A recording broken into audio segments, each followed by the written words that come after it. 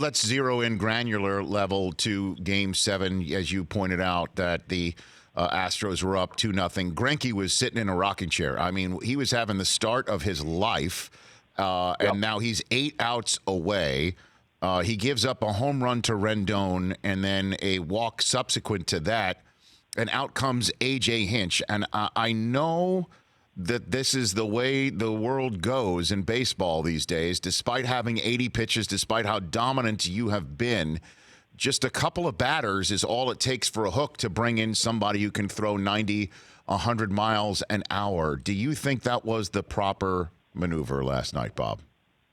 In hindsight, you can't say that it was, and Greinke had only thrown 80 pitches.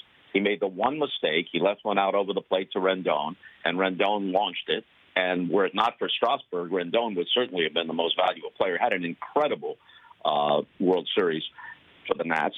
So now it's 2-1, and you're going to pitch carefully to Soto. So walking him doesn't necessarily mean that you're losing it.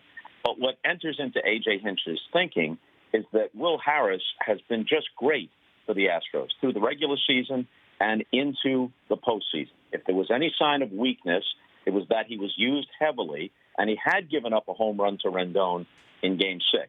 But that wasn't reason enough in Hinch's mind to go away from him. And a lot of people watching the game, including ball players and longtime observers, said, where's Garrett Cole?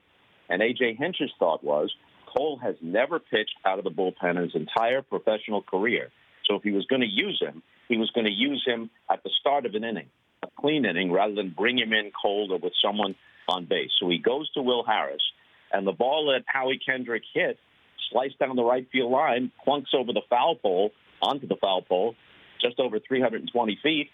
You know, it's a home run for sure. Does it mean that Harris was tattooed? Not necessarily. But there goes the lead. In just a few pitches, Greinke's cruising up 2-0, and in the blink of an eye, they're down 3-2. Now, where you could question Hinch after that is, okay, to try and keep it close.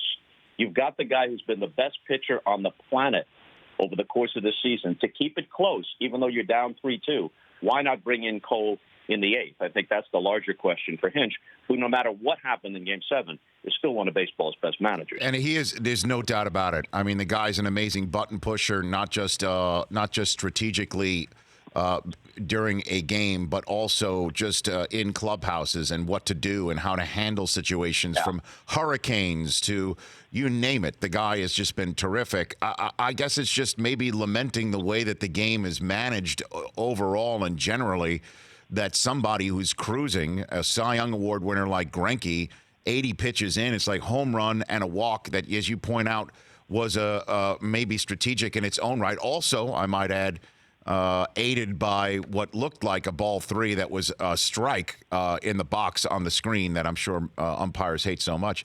It just, I guess I'm lamenting that Greinke can't be left in the game to work it out himself, Bob. Yeah, there's something to be said for that. And as you said, the walk to Soto was not a case of wildness. You're working carefully. Greinke had command the whole time. He's working the corners. Maybe he gets that call and it changes that at bat.